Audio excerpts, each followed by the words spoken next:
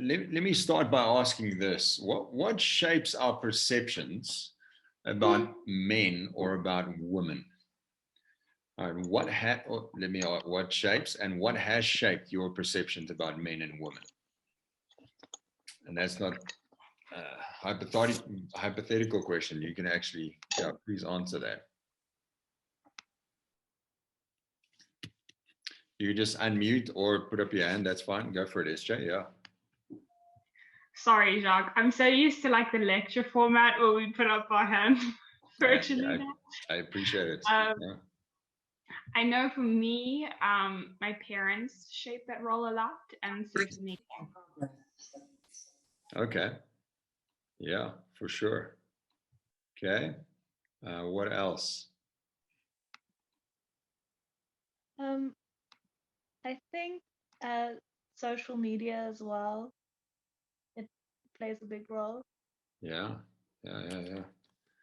Yeah, absolutely, Chanel. All right. Yeah, Elena. I think sometimes even our own people of our gender, if that makes sense, like the expectations that we have of each other sometimes shapes our view of ourselves and how we are supposed to be. And also in terms of like in the opposite gender as well, like how they are, I guess, stereotypically supposed to be, if that makes sense. Yeah, no, absolutely. Big time. Yeah, and I guess even in our interactions with one another over the years, our conversations with one another, our exposure to one another definitely shapes our perception for sure. Okay, any other ones? So parents, social media. Yeah, Tando.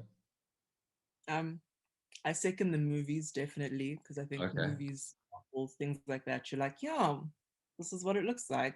But I think, sorry, I really shouldn't have unmuted as I was finishing chewing. But anyways, I think also our family dynamic. So how I see a man is largely impacted by how I see my dad or how I see him interact in the home, how I see my brothers interact, things like that. And then I assume vice versa as well, like that has an impact on how my brother perceives women, how he sees us interact, how he sees my mom and all of these things. Okay, all right. Definitely, yeah, it's parents, but I think Tanda also touched something very important. Often authority figures, like sometimes there's a dad in a home, sometimes a grandfather in a home, sometimes there's an uncle. For some reason, some people just hold more significance in our lives. And, you know, that it plays a massive part. Yeah. Sivu? I think one for me is definitely like the culture that you're born in. Okay. And noticing that difference. So for example, like as a young Zulu woman, as a young Xhosa woman, like the way that our culture shapes how we're supposed to see men and women and the roles that we play definitely affects how we see one another. Okay. Wow, very insightful. Thank you. Yeah. Zander? Jacques, it's Thomas. How's it, man? I think culture plays a big role. I think in the different perspectives that you grow up. But I think it's obviously different for different people. So speaking from personal experience, it might be more, you know, where the dad sort of is the breadwinner in the family and, you know, the mom's the housewife or something like that. You know, that's sort of the, you know, that culture has definitely shaped a big perception of what it means to be or the different sexes that we have. Yeah. Very true. I have, I think it's Kia that said also the friends of the same gender and their opinion about it. You know, kind of the locker room talk between guys about women, or you know, the talk amongst women about men. Like that has a profound impact in kind of shaping our views and perceptions. All right, so here's what we're going to do. Is we are going to split you up into quick groups of 3. All right, and we just want you to take virtually almost like a minute and a half each, just to talk about, you know, what was your view of either men growing up if you're a woman, or your view of women growing up if you're a man. Okay, does that make sense? So in your groups, you might be in groups with men and women. I'm just going to do it randomly. And just that, like if you just think about all of those things that shaped it and try and do a first thoughts exercise. What that means is you cannot sanction what you say. So you can like be real, okay? So, and obviously be wise. I think that's what I would say, but be vulnerable. Like say, man, here's the messages that I got. Here's what I believe about men, and that might not hold true for you right now, but it's kind of as you've grown up. All right, so let me do this. Of course, okay. All right, Laura's opened it up for you guys, so we'll literally just give it 5 minutes, and we'll get you back into the main room, and we'll continue from here on. Okay. All right, everybody. Well, welcome back. So let's have a quick time of feedback. I mean, as you sort of discussed, I mean, what were some of your perceptions about men or perceptions about women growing up? So let's have a quick fire. Yeah, Kapana. I think can you guys hear me? Because I have my phone Yeah. on. Okay. The common denominator was like he kind of viewed men as like egotistical, narcissistic came up as well, lacking in vulnerability. Like growing up, we were just taught that men need to be men. They can't tell you how they feel because men need to be men, and like it was just a thing. And yeah, like it's just stuff we're noticing now. Like you grew up and like in your family you're taught, hey, like let's talk about our feelings, and then you get to high school and then boys are like, what do you mean talk? We don't want to talk. Like what is that? So yeah. Okay. All right. Cool. Well, thanks for being real, opening it up. Okay. Who else? Yeah, Tando. I sorry. I also a lot of us actually related it back to what we're exposed to, so what it looks like in the home, etc. For me personally, I have always had this expectation that masculinity is honestly a synonym for dominance, a synonym for like you're here, you're not flopping, you're not confused with your feelings, you're not crying, like what is that even? So things like that, I realized, I think even growing up, when I would be exposed to men who didn't act the way that I've seen, so seeing the stereotypical Zulu man that's very like, yeah, no, my dad, I then am like, I wonder what their sexuality is, because surely that's not a heterosexual way to act as a man. And that's like, now I'm very much an advocate for, you better cry if you want to cry, but that took a very long time. So I was never, yeah. Mm-hmm. Thank you. That's awesome. Very insightful.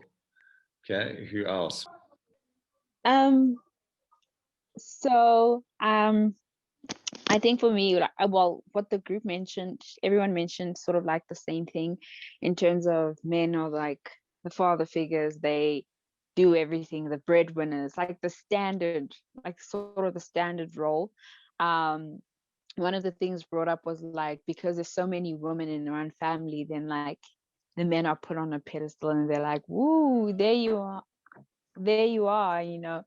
And then what personally, what I had brought up is that growing up, I felt like my perception of men was like, you're supposed to spoil me like a princess and I'm gonna get what I want all the time, because I did get what I wanted all the time. I just cried and my dad would say yes. So that was my perception until I got to the real world. But yeah. Okay. All right. Cool. Panashe?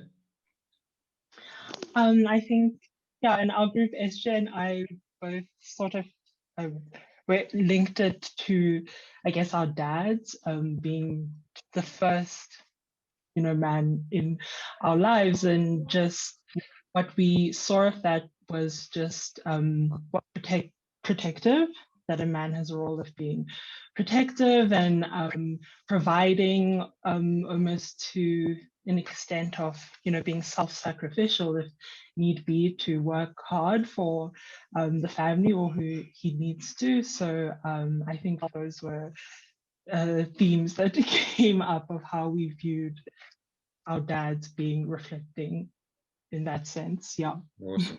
All right. Well, those are positive. Those are definitely positive perceptions. So that's awesome. Yeah. Zander, I think we'll take a last one. Zander, you'll be the last one here. Yeah, go for it. I think I already shared in our breakout room, but I think growing up with, I'm not sure if this is just a majority boys thing in sports, but I think my experience of guys playing sports in a higher level, they always have girls that are, they always view girls as someone to use and someone to take advantage of, because they know that I'm running regardless of how they treat them, which is really horrible. There's no sympathy, no empathy, no compassion. There's literally just I want this and I'm gonna get it, and there's just going to be no repercussions for it. The girls are just going to continue coming back regardless, and they're just going to use them no matter what's happening. Yeah. All right, cool. Well, that's insightful. I think, especially, circles, sort of rugby circles or higher sports circles and things like that, to be able to hear that. All right. Well, I think this is important, for all of us to realize that we have ideas, that we have perceptions, that we have assumptions about the opposite sex, the other gender. And the reason is, if we're not even aware of those, there's no chance that we can challenge or change them. Okay, which is obviously what we want to do right here. Laurel, bring it up on the screen. In Romans chapter 12, verse 2, we know this so well, but I love the NLT where it says, don't copy the behavior and customs of this world, but let God transform you into a new person by changing the way you think. Then you will learn to know God's will for you, which is good and pleasing and perfect. And ultimately, if we put it in view of what we're talking about tonight here, it's man, we should not be copying the behavior and customs of this world when it comes to how men are viewed, or how men treat women, or how women are viewed, or how men treat women. Like, we shouldn't copy that. As disciples, our goal is to be able to be radically transformed, to become new people, to think, to actually think different thoughts. Like, if we were to zoom into your conversation, or zoom into your head and your heart, where we want the transformation to happen is actually on the inside, not just to be politically correct and say the right thing, but actually to think new thoughts, so that we can learn what God's will is when it comes to treating one another or somebody of the opposite sex in a Christ-like way. So how do we do this? Well, I think it's simple but hard. One, you've got to become aware of your thinking and aware of the perceptions and assumptions that you have. That's one. Secondly, you have to go to the scriptures to capture a new view. So that's what we're going to do. Is I want to share 3 thoughts with you before we jump into another time of discussion. And these are foundational bedrock thoughts when it comes to how we should be viewing one another from God's perspective. And that's going to translate into how we should be treating one another. Okay. So number 1, both men and women were made in the image of God. Okay. So Genesis chapter 1, verse 27, I'm sure many of us know this very, very well, but it says, so God created mankind in his own image. In the image of God, he created them, male and female, he created them. So, this is Genesis chapter 1, it's not kind of a science lab report. It's actually a Hebrew poem that was written. And sort of right through, almost midway through chapter 1, we find the statement that God made mankind, a better word for that would be humanity, in his own image, which is a remarkable thought. That word for image is the Hebrew word tselem, which is to make an idol. Kings used to do this often. Kings that would rule in antiquity would set up an idol, a statue that would look like them, to sort of represent their rule and their reign. For God, none of those things were made. We actually were the tselem, the idols, made in the likeness of God. We represent him on earth, okay? But importantly, both male and female, he created them. And both were made in the image of God. And that means that everyone, both male and female, have inherent value. Not because of the role that they play or their functionality, or what they can do or provide or anything like that. No, they have an inherent value because they were made in the image of God. So that's important to start in Genesis chapter 1, because there's no sort of over-under type of scenario. We don't see that in chapter 1 as the story unfolds. There's no one is more important than another. There's no one is more valuable than another. All right, that's not the original intent. That's not how God created it. Both were created in his image. Now, unfortunately, when we look back at history, we don't actually see this play out. What we find is that in antiquity, and even not that long ago, a male child was more desirable. In actual fact, in his book, John Ortberg writes, he writes about a first century letter that a husband wrote to his pregnant wife. And he says, I ask and beg you to take good care of my baby son. If you are delivered of a child before I come home, if it is a boy, keep it. If it is a girl, discard it. All right, this is literally first century. So in the Greco-Roman world, if I did not like the gender of my child, I can literally throw it out as I would a black bag, without any recourse. Now, obviously, which gender was most desired was men, was males. And women throughout history, unfortunately, were subjected to a lesser citizen type of role. And we are still reeling from that. We are, there's still tenets of that in our culture, even though you listen to that and you're like, how can that happen? But even as recently as a couple of years ago, in the culture that I grew up in Afrikaans culture, there was a very strong thought that women should stay home, that they should make babies and be in the kitchen, and that men go and work and they bring home the bacon. Like that's how this thing rolls. Now, obviously, that was historically, but who knows? Maybe in future, the pendulum would actually swing the other way, where a man might become a lesser citizen. All right. So we don't know, but here's the important thing. Any thought or idea that makes one gender less than another is not the created order of God. Like that was never his intention. That is not his desire. That is not his will.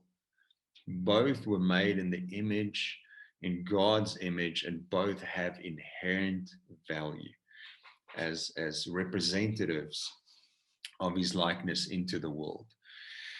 In 1 Peter chapter 3, verse 7, we find the same thought.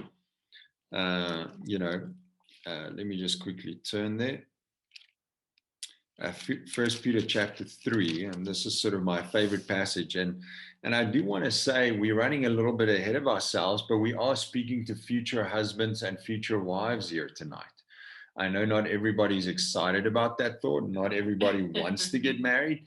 But man, that's certainly going to be the case for many of you. And it actually says this in 1 Peter chapter 3, verse 7. It says, husbands, okay, or you could say men, in the same way, be considerate as you live with your wives, and treat them with respect as the weaker partner and as heirs with you of the gracious gift of life, so that nothing will hinder your prayers. Another version actually says, in the same way, husbands, you must give honor to your wives. Treat your wife with understanding as you live together. She may be weaker than you are, but she is your equal partner in God's gift of new life. Treat her as you should, so that your prayers will not be hindered. Now, men, and specifically husband, the point in the first century, now remember, this passage was written right around the same time of that letter that a husband just wrote his wife. It's first century. This was written in the same time. But yet what we see the biblical precedent, what Paul states is, husbands, you can't treat your wives the way that you want. You can't just do whatever you want. That's not God's will. She is your equal partner. She was made in the image of God. She is incredibly valuable, and you should honor her. Now, there is a statement where he says, even though she's the weaker partner. Now, let me ask you, okay, because I, as a young disciple, battled with this, and I was very rightly corrected by an older, more mature man. What is weaker in a woman? Okay, is it that she is weaker morally, meaning her depth of conviction or her ability to be Christ-like? Is she weaker emotionally? Sure, I don't know. My perspective is sort of completely the opposite. All right. Is she weaker intellectually? That certainly is not the case. And exactly like Elena said, the only thing that I can come to, and as you study it, it's not exactly clear, but the only thing, if we generalize, where a woman is weaker than a man is physically. That somehow God endowed men with greater physical strength. Okay. But on an emotional level, intellectual level, moral level, like there is no difference. And I think the reason why Paul said this is, man, men should not use their strength to somehow treat women in a way that is contrary to them being made in the image of God. Okay, so we see this, equal partners made in the image of God. So that's the first biblical thought I have. The second one is that we were made distinct and different. Okay, now we're not going to go to 1 Corinthians chapter 12, but we were made distinct and different. Right there in the beginning, we see God made them of the same stuff, if you may, as tzelems, his image bearers. That's the same. We were all made in the image of God, but we were different. We were made different. We were made male and we were made female. All right. Now, this is not a biology lesson. I mean, I definitely won't be the guy to do this. But I mean, just consider for a moment the effect that secretion of different hormones have on our bodies. Consider the effect of the secretion of testosterone versus estrogen in our bodies. Like what roles that plays and what effect that might have, even on our brain development and emotions and all of those different things. Like God inherently made us distinct. He made us different. And the question is obviously why. I think if you look at the biblical narrative and pull it throughout, it's to complement one another. It is to collaborate with one another. It is actually to make life better. And that's where this 1 Corinthians chapter 12 comes in. Now, we often, and the passage was used to describe the church made up of men and women, but it can equally be described in male-female relationships, if you may, and even a marriage. It's the idea that even though a body is is made of the same stuff. There's like distinct different parts. And as these parts are healthy and playing their role, they actually complement one another. Not just complement one another, they're actually made interdependent, meaning life cannot exist without the other one. Okay. So it's this idea that this distinctness and difference was not there to polarize us. It was actually there so we can help one another, to be helpers. All right. That's what it says in Genesis chapter 2.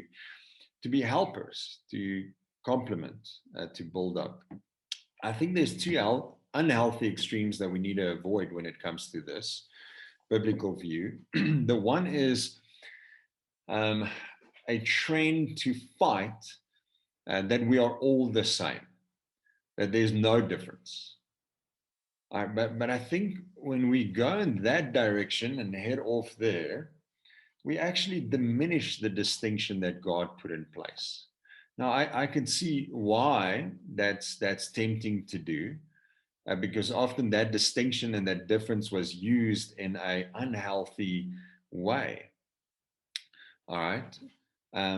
But we need to avoid that. The other extreme, I think, that we need to avoid, other unhealthy one, is where one gender or sex becomes critical of the difference. So where we could start thinking like, and this is the same in the church, right? In 1 Corinthians chapter 12, where the eye says to the ear, we don't need you. Or the ear says, because I'm not an eye, I'm not really significant, So it can either be insecure or judgmental and critical, where we start comparing and we start saying things like, geez, if they were just more like us, then life would be much simpler, much better, much greater, whatever it might be. And I think that's the other extreme that we can go to. But I think both are unhealthy views that diminishes this distinct and difference that God built in there, for us to complement one another. Now, before we move on, I just want to add that we have to be careful with gender stereotypes, all right? Maybe you could just unmute and shout. Can you think of some gender kind of stereotypes that are out there? What would you say are some? Women are more emotional than men. Okay. Yep. Are aggressive. Men are aggressive. Okay. Any other ones? Women can't do If what a man men has, can. Sorry. Yeah. Should I repeat? Please. Women can't do what men can. Mm-hmm. Okay. Yeah. if women are perceived as being I don't know how to use that, like a bad people if they date multiple people, but as a guy, if you date multiple people, they call you a champ. Okay. All right. Cool. Yeah, like that sort of idea, like there's differing almost like ethical standards, even outside the Bible or outside discipleship, that can be there. All right. Marnus? Just general like stereotypes that men don't have emotions. Yes. Okay. Yeah. So same with what SJ said, that women tend to be emotional, men are not. Okay. So I mean, there's those are definitely deeper, but things like girls like pink and boys like blue. We face this. I mean, we've got 2 young kids. Girls play with dolls and guys play with cars. Boys do karate, girls do ballet. Guys like superheroes like Spider-Man, Batman, and girls like Barbie. I don't know. Or, I mean, but those are, I grew up with this stuff. And, for Laura and my sister, I think we just got to be careful with that. Like, I'm not sure that's good. And I think for both Lincoln and Adzel, what Laura did is, when the kids got born, we actually painted their rooms neutral colors, like yellow and gray and all of that. And now that they're older, they pick their own colors. And believe you me, Anzel's room is pink and purple and filled with unicorns. That was her choice. Lincoln's room is blue. But Link actually, his kind of favorite character is Mulan, man. And he rocks it with the princesses. When Frozen comes on, he is singing his lungs out. So I think we just got to be careful that, those are obviously very simple stereotypes. But we've got to confront some of these stereotypes that might be told us, and that often unknowingly we can believe them. But with that being said, we have to embrace this distinctness and this difference. So Megan, I see you had a question. It says, if men and women are made equally, why does the Bible say that a woman should submit to their husbands? Ephesians 5. Does that not suggest that men are seen as greater than their wives? Sorry, maybe I just don't understand the verse. It's always something I've struggled to understand.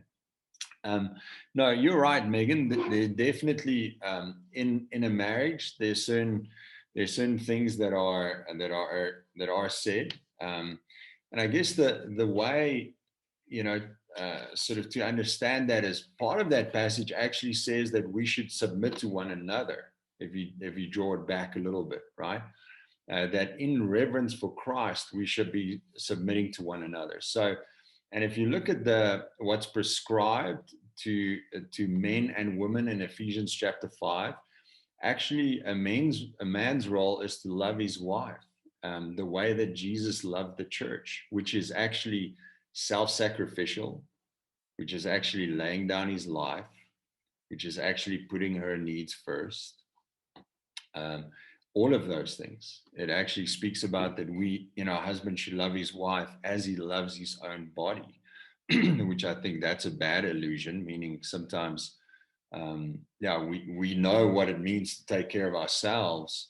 And Paul uses that to say, as you understand that, that's how you should love your wife. So I think that call of submission, all right, for wives and to respect wives, that has the counterbalance in what the man's role is in the marriage. I don't read that as that one is of lesser worth or less valuable in that. I think how I read that is that maybe there's a distinction in role, meaning for this thing to work, both parties need to play their part. As in a body, so hopefully that gives you something to think about. But I think the call for both men and women are very high in Ephesians chapter 5. But we are equal partners, both heirs of this new gift of life. Okay, awesome. Great. Last one I want to comment I want to make. So one, we were both made in God's image. Secondly, we were made distinct and different. That's awesome. We need to celebrate that. Thirdly, and this is specifically for us that are followers of Christ, is please remember that the brother that you see on the screen, on the Zoom session, that he is a new creation. All right. The sister that you see on the screen on the Zoom session is a new creation, but that they're a work in progress. Okay. 2 Corinthians chapter 5, 16 to 17 reads, so from now on, we regard no one from a worldly point of view. Okay. It goes back to Romans chapter 12, 2. Though we once regarded Christ in this way, we do so no longer. Therefore, if anyone is in Christ, meaning they've surrendered their life to Christ, they've repented, they've gone baptized, their sins are forgiven, they're clothed with Christ.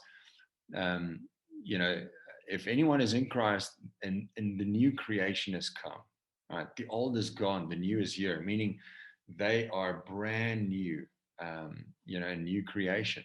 Okay. 1 Peter chapter 2, verse 11 actually describes it this way. But you, talking about those in Christ, you're a chosen people, a royal priesthood. That's an interesting combination. You used to be a priest or royal, but now a royal priesthood, a holy nation, set apart, distinct, God's special possession. And that's a biblical view of the brother that has repented and is in Christ. That's how the Bible sees him. That's how God sees him. The sister that has repented and is in Christ. That's how the Bible sees them. But then it adds this in Colossians 3:12. It says, as God's chosen people, all right, so in that backdrop, holy and dearly loved, clothe yourselves with compassion, kindness, humility, gentleness, and patience. This is for both. And then it says, bear with each other, forgive one another. If any of you have a grievance against someone, forgive as the Lord forgave you. So I think it's important to say, because sometimes we can have a little bit of a weird view of when somebody becomes a new creation. All right. And it's like, we have like these super high expectations of them that they now need to absolutely think, behave, make decisions as Jesus would.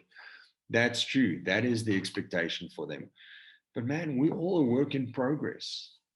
You know, the kingdom of God is more like a workshop where, man, we are figuring it out. We're still on our way to be radically transformed, to exactly be Christ-like. And that's why it says, bear with one another, forgive one another. Now, that assumes that there's going to be some things in your opposite sex individuals that might bother you.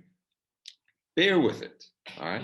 There are going to be some things that a man is going to say or do or not say that's going to bother you. Forgive him. There's going to be some things that a woman is going to say or do that's going to bother you. Forgive them. I mean, that's the call, is that sure, we're new creation, but we're a work in progress. Like, this campus ministry needs to be a place of high growth, but high grace, a safe place. All right, so that's what I wanted to say. So those three thoughts: one, that both male and female are made in the image of God, equal partners, heirs to the throne, if you may. But even though they are both made in the image of God, they were made distinct and different. That's awesome. They were there to complement, to help, to collaborate, to make life better. And then lastly, let's remember that, that brother or sister is a new creation, but that they are a work in progress. Amen. Here's what we want to do right now is we're going to break up in men and in women. And we're going to have a time of kind of honest conversation. And then we'll come back, and a woman representative is going to share with the men what came out of their group. And a man representative is going to share with the woman what came out of their group. But here's the three questions that we want you to discuss. And again, very honestly, what would you like the opposite sex to understand about you? Now, that's obviously a generalization, but if you guys, like, let's say all the women get together and you are wrestling this out, like, what would you want men on this call to understand about you that would actually be helpful for them? Secondly, what are your deepest insecurities and maybe fears that you walk around with? Not just in opposite sex relationships, but just generally in life. Like, what bugs you the most? What are things that sit there? And then lastly, what would make you feel loved or respected? Like, if men were to do this, or if women were to do this, what would make you feel loved or respected? All right. So yeah, Laura and myself have a whole nother segment that we want to teach, practicals that will sort of fit nicely into this segment, but we don't have time for that tonight. So what we'd rather do is have a feedback time now, where we're going to have our representative Divan share from the guy's side an answer to those three questions, and then I think on the women's side, you guys had Tando write down your responses, and she's going to give us speak to the men and give us your insights. And the goal of this exercise is, as we stated up front, is to gain understanding. And we want to gain understanding about the opposite sex, about the other gender. All right. So the three questions that we asked is is one, what would you want the opposite sex to know that would really help them in understanding you better? Secondly, what is the deepest insecurities or fears that you are walking around with as a man or as a woman? And obviously, we're not talking about for men and women out there. We're talking specifically people on this call tonight. And then lastly, man, just what are some practicals that would make you feel loved and respected in those relationships? So why don't we have the women go first? So Tando, if I can, I think it is you. Yeah, if you could just give us some feedback and try and color it in as much as possible, you know, so that the gents can really hear and gain some understanding. Firstly, I just want to say thank you for this activity. I think as women, we felt very bonded with just how similar we are. And it was phenomenal to see, honestly. Like it was just same. So it was really, really cool. So that's the lens. I'm literally just generalizing the conversation here. I'll go through each question and then give answers, question, answers. So the first question is, what would you like what would you like the opposite sex to understand about you? And then we have, not all women are the same, so please do not generalize. We don't just want to bake cookies, we're adventurous as well. So there's a lot of instances where like guys will have like hangouts and things, and then the assumption is that girls wouldn't be interested. This is not their type of thing, but women generally as well want to do fun things. Not all girls are also in touch with their feelings, so the assumption that like all women are emotional and cry and all that is a real generalization, because some women aren't as vulnerable as others. So it goes back to we're not all the same. Women also have expectations of modesty. So an awareness of, I think, an awareness of that would be really, really helpful. And then, yeah, that was like the main thing. And then second question, what are your deepest insecurities? A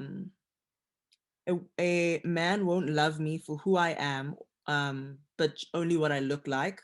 It's difficult to trust men because of our past experiences. It takes a lot for us to be comfortable in our own skin. Always being the best friend is an insecurity. So basically only being spoken to when a guy kind of wants advice about other women or relationship advice and things like that, and not necessarily being seen as an individual and an entire human being. Feeling unseen by the guys, and also the fact that we can be quite self-critical. So please also be gentle in your approach with things, because thinking and processing the things it can push itself into mental issues as well. And then the final question, what would make you feel loved and respected? Say what you mean. So please consider that if you're saying, I would love to pursue a friendship, like actually follow through with that. Don't just like say things for the sake of saying things, because we take these things seriously.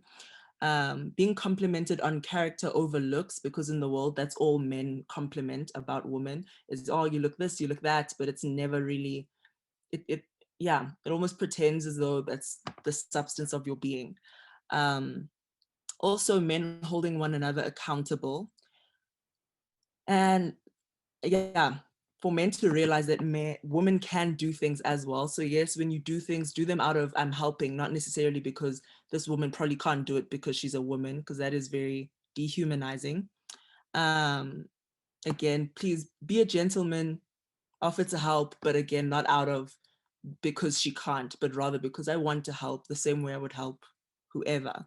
And then again, modesty for men. So things like short shorts and low cut shorts, revealing chests and tight pants and all these things are not helpful for us either. Cover up as well, please, is another one. Being listened to and taken seriously when we talk. So when we do speak, we do appreciate being heard, appreciate being considered in what we're saying, appreciate follow-up conversations, and not just you know, when you're like, yeah, how are you? And then you speak and you can literally see that the guy's like dozing off and it's like, okay, cool. So again, it goes back to say what you mean. So if you ask me how I am, please be present and try and hear that as well. Being helpful and observant of what's happening around you. If women are working around you, please help. So there's a lot of like instances where maybe we'll have socials or we'll have events and guys will just be doing whatever they're doing and the woman almost expected to do the cleanup, to do everything. So please like be aware of those things. That really helps us feel loved and seen. Trying to help out where you can as well. Well, just to help out. And then also not to put the entire weight of modesty and purity on women, but also introspecting and checking on self and trying, yeah, not women are the whole reason that whatever. Again, not generalizing, please get to know us personally because we are individuals. We're not just the women are like this. And then men also please be vulnerable. Don't insist on shallow conversations because I'm a woman. So like, yeah, and as much as you would like to hear how we're doing, we also actually genuinely want to hear how you're doing. So not just, yeah, varsity's been cool and then move along. Yeah, don't be afraid to actually build and grow in conversation. Again, pay attention, please. Please listen to us, please check in, and please be intentionally caring and listen when we speak. And that's the conversation.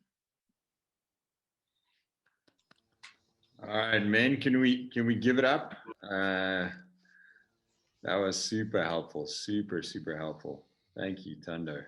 All right, and thank you for all the ladies for your vulnerability and yeah, and just your kind of insights. Sure. All right, Divan, why don't we spotlight you, brother? Amen. Yeah, thanks for sharing there. It's just a short thing I actually want to add on that. I think it's funny, not funny, but it's actually very interesting hearing what the women say and seeing that there's a lot of things that correlate with what the men feel, and how we both, in a sense, have this, and we have assumptions and we portray it, and it's not fair towards you. So it was just something in my mind, which is pretty cool. But amen. I'll also start with the first question and then explain and then go on to the next questions. So what would we like you to understand as women? I think firstly, men are very competitive. It doesn't matter about what it is, but men are always competitive. I think, to give an example, it's like men will race for no reason up a hill just to see who's first. And it's not to see who oh, like, I'm better than you.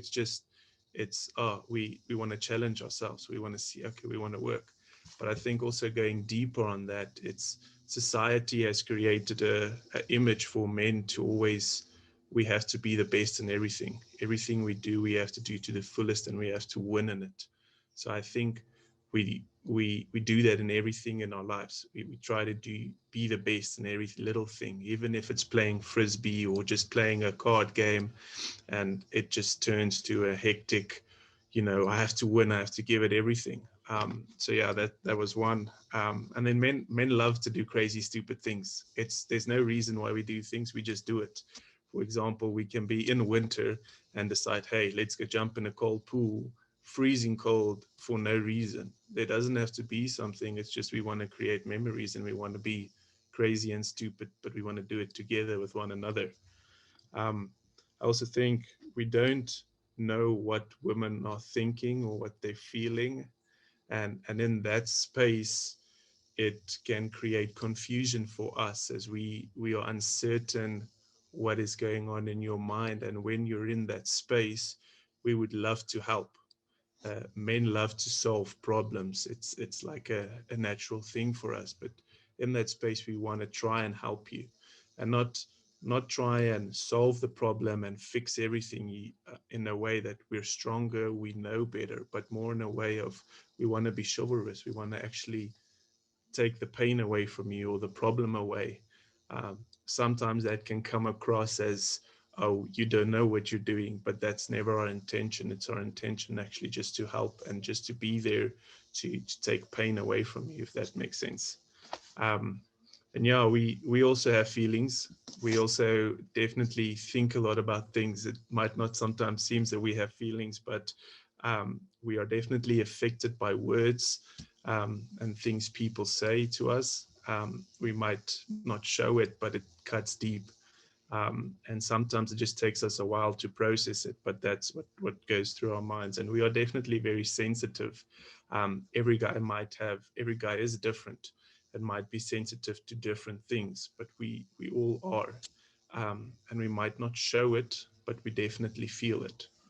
And then, so yeah, that's what you can know about us and understand about us. So our insecurities, I think there's a few big ones, like mainly not being able to provide one day, not able to look after a family, as it's a worldly, not a worldly construct, but as men, we want to provide and we have that need. In moments like today, we can start thinking of we won't be able to do it, and that it will make us anxious and create anxiety and stress. And on that, it's a fear of failure, and in that fear coming over weak, as we are being portrayed as weak. So that is very, very strong for men, not to seem weak or wanting to fail. And therefore we might always maybe be masculine and show, oh no, everything is okay, and hide it, yeah. But also I think there's an environment that the environment we're around might not always be a place where we can be vulnerable, or we want to be in an environment that creates vulnerability. And sometimes the opposite that can happen, that we want to be vulnerable, but it asks for something different. So I think our environment creates a space for us to open up or not, and depends on how we're feeling, our natural instinct will kick in to be vulnerable or not. Yeah, and I think I'll mention this one as well. There's a fear of sometimes we might not meet the person we think we're going to end up with, if that makes sense, in the sense that we want to, we all as men have the desire to have families one day, but it can exist that there's a part that we might not meet that person one day. So yeah, and then the feel loved and respected. I think we tried to focus on a lot of practicals and how we can implement it. Guys are very simple in the beginning, and then it can get deeper. But I think food and letters, that's if you start with that, you go far. Guys definitely feel loved through their stomachs. So if you provide food, they will definitely feel encouraged and loved. But also sometimes just a letter. If you write a letter to a brother or something, that can go a long way, as it will encourage him and he can reflect on that. But also for them to be interested and ask how we're doing. I think a lot of times guys just want to be asked, how you're doing and actually what's going on, to get deep, to have those conversations, but also that our opinions matter, in senses that sometimes if we're in a space and we're talking about music or things that is seemed more feminine, that guys also have an opinion, maybe like an opinion on making stereotypes that think women are always seen in one light. Guys maybe also have an opinion on that, and guys really love talking about things like that, but they actually just want to be heard and feel part of it. They also to have better friendships, in a sense, like if a brother sends a message on WhatsApp, it's not necessarily always intended to be seen as, oh, this brother has more intentions, he wants to take our friendship to a further level, but rather just to have a conversation and actually keep on chatting, not just to cut off the conversation, be like, oh, but actually initiate, as I think between brothers we build friendships that way, and with sisters we would also love to build friendships that way. So to have conversations, not just on encouragement dates or different places, but rather on social media and on phones, and just keep on growing the friendships. But also men love to feel respected, and in a sense of just being straightforward, saying as it is, being honest and real and direct, and not trying to beat around the bush, not trying to make us feel, not trying not to make us feel hurt, but rather just be forward and knowing how we can change, or how you can help us grow more. And also then, if you don't necessarily like a brother or see him in a different light, not you, like, you don't have to say like, yeah, friend, we don't initially always intend, we initially intend just to build friendships, and we know it's just friendships. But if someone calls us a friend, that really does not respect us. In a sense, we would rather be called on our name, or something that just makes us feel respected, in the sense if someone calls us friend, or it in a sense breaks us down a little bit. I hope that makes sense. And also, I think a big one for some of the gents is that the sisters can also initiate a bit more. I think it's feels like a friendship from both sides, and not just from one side. Yeah, I hope that made sense. Sorry, it was a bit long, but yeah. Awesome. Ivan, thank you very much. That's great, man. And what we'll do is, I think there's some real valuable things in here. Is we'll definitely type it up and make sure that we can kind of get it to everybody. So Divan, I don't know if you typed it on an electronic device or just made some notes, but hopefully that You can always type it over. Thanks, man. Thank you.